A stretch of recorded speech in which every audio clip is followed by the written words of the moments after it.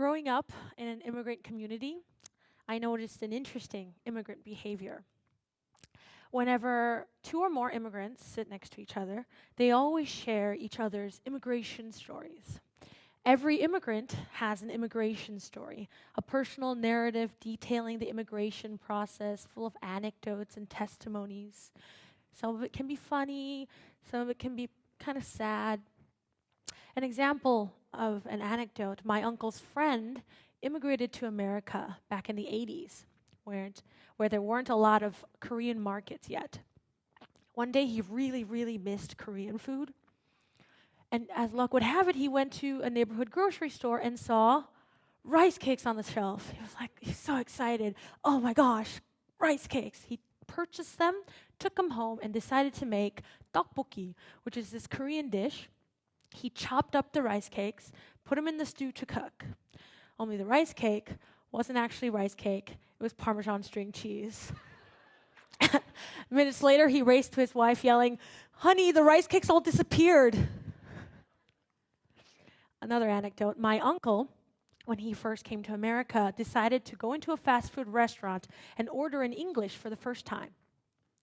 He ended up ordering 7 of the same hamburgers because instead of saying 1 number 7, he said 7 number 1. And then instead of explaining the situation to the employees, he ate all 7 hamburgers. My mother, when she first came to America, wanted to be strong for her 2 children and husband. So whenever she really wanted to cry, she would go to a nearby cemetery and cry next to an freshly covered grave.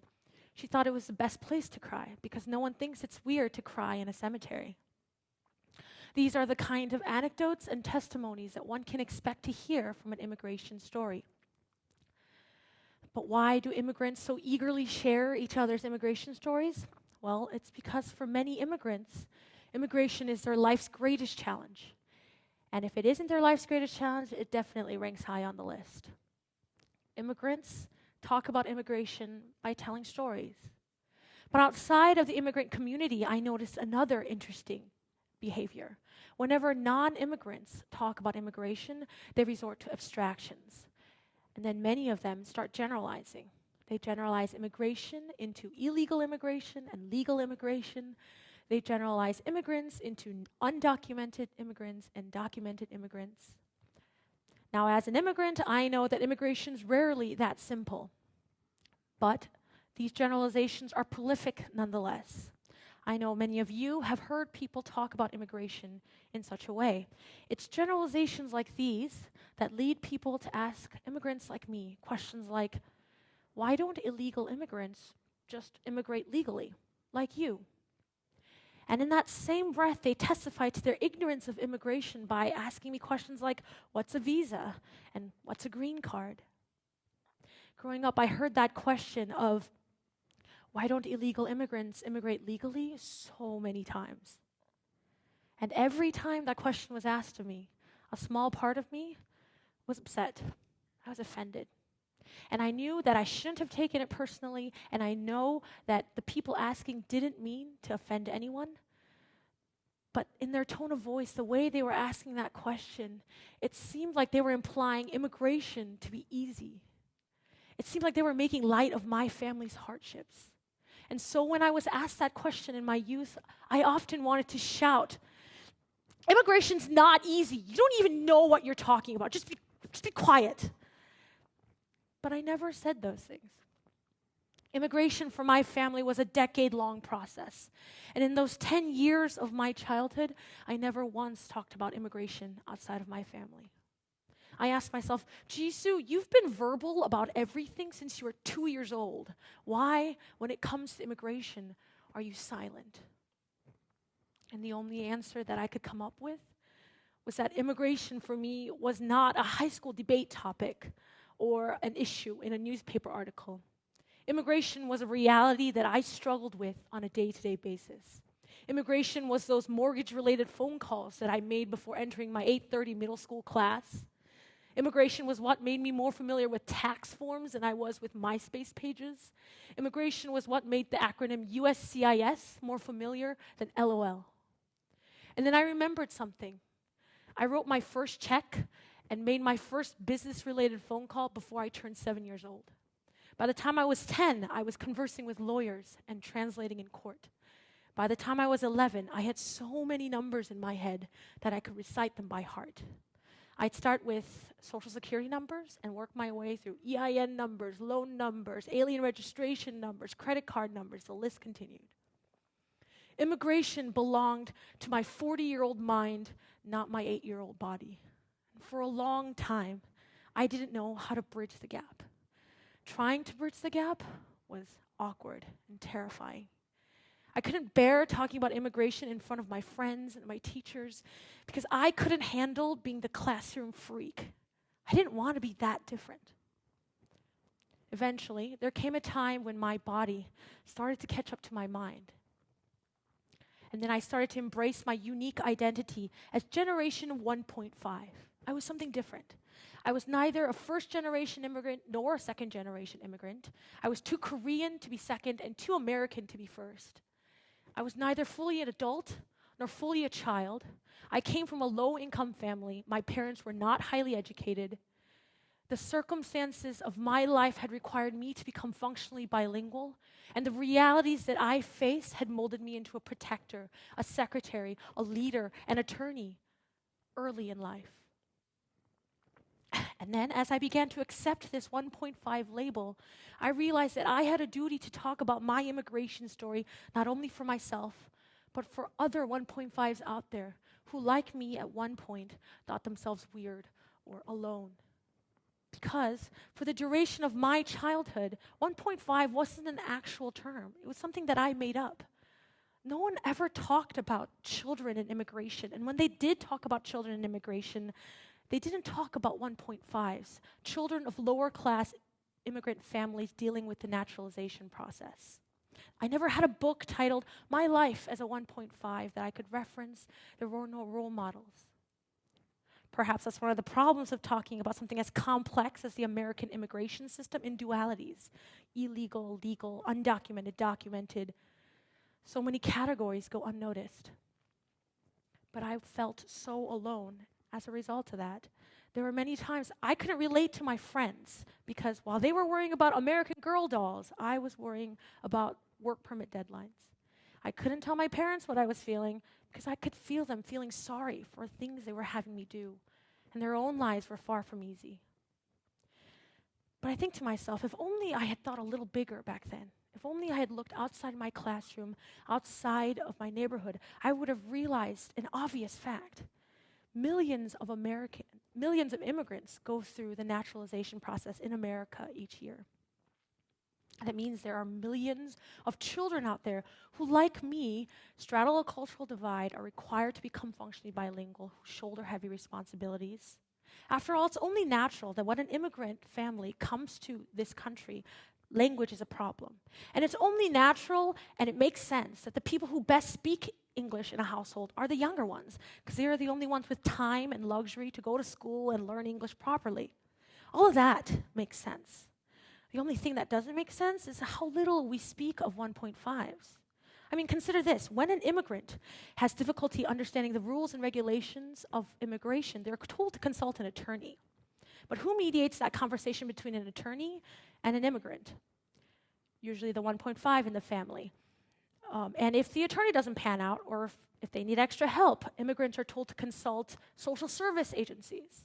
But who mediates that conversation between a social service worker and an immigrant? Again, the 1.5. And even if the social service worker ended up speaking the immigrant's native language, it was probably the 1.5 that found the phone number to call the agency in the first place. Immigrants, 1.5 immigrants are there for every single step of the immigration process, every interview, phone call, and meeting. And almost everyone that I spoke to regarding this idea of children assuming immense responsibilities in the immigration process had someone they wanted me to meet, some amazing child that reminded them of the validity of my assertion. But why, when so many people can testify, and when it's only natural, do we as a society so easily forget about 1.5s? What if instead of forgetting about them, 1.5 could be an actual immigrant classification? What if people started acknowledging the presence of 1.5s in immigration in their discussions. I looked to my own immigration story to posit some hypotheses. My life as a 1.5 began when my parents immigrated to America, September of 2001. As timing goes, it was the worst time to begin one's life as a 1.5.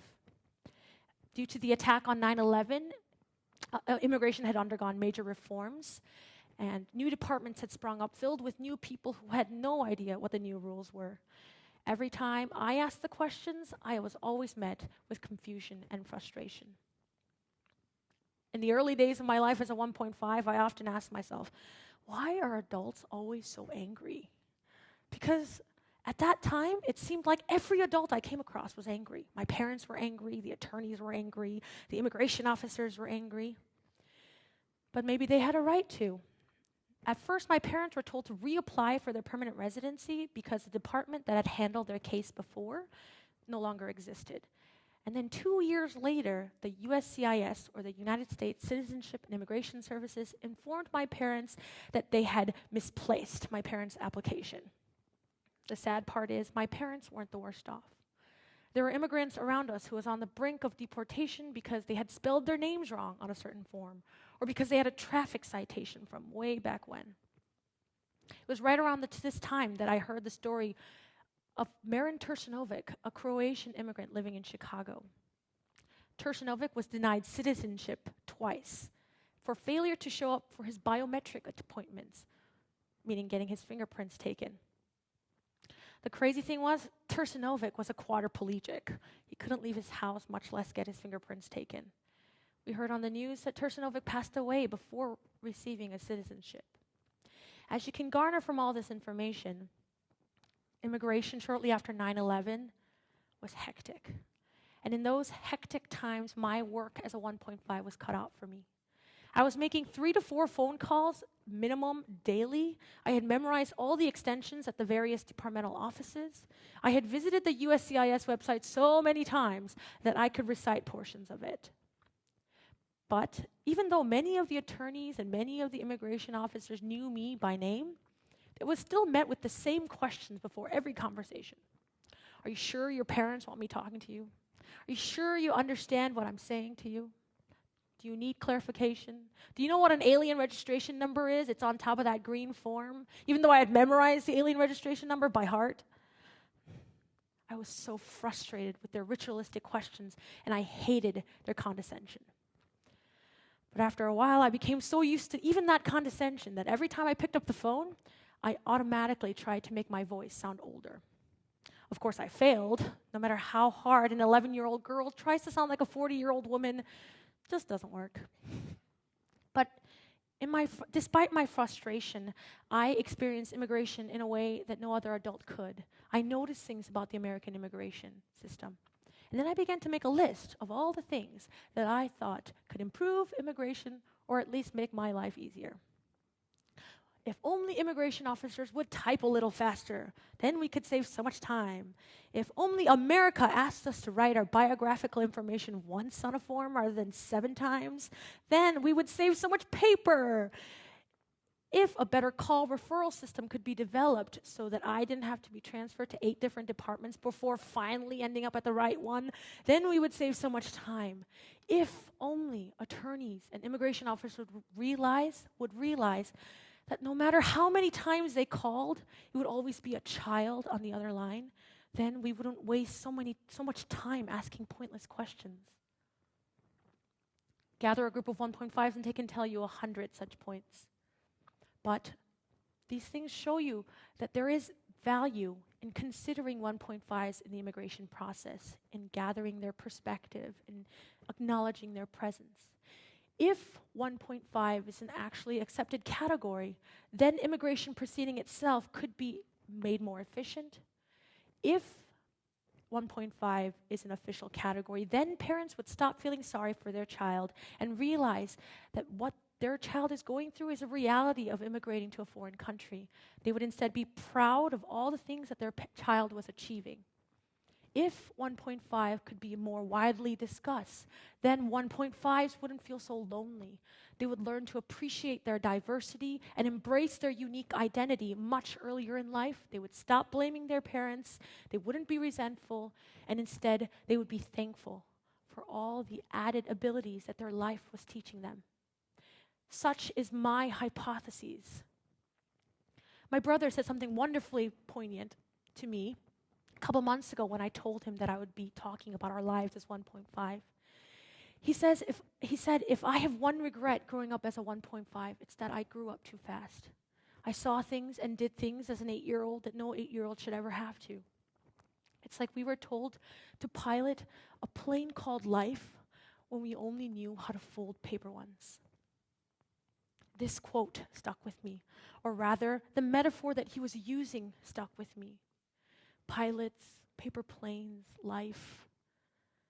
We 1.5s are paper pilots, told, no forced, to pilot a turbo engine monstrosity of a plane called life. But there is value in remembering the stories of paper pilots. So I ask you, the next time you talk about immigration, or you hear someone talk about immigration, help me test out my hypotheses. Remember the story of paper pilots. Remember 1.5s. Because by remembering, by bringing them into the foreground, by talking more about them and making it an actual category, immigration and the whole of America could be made for the better. Thank you.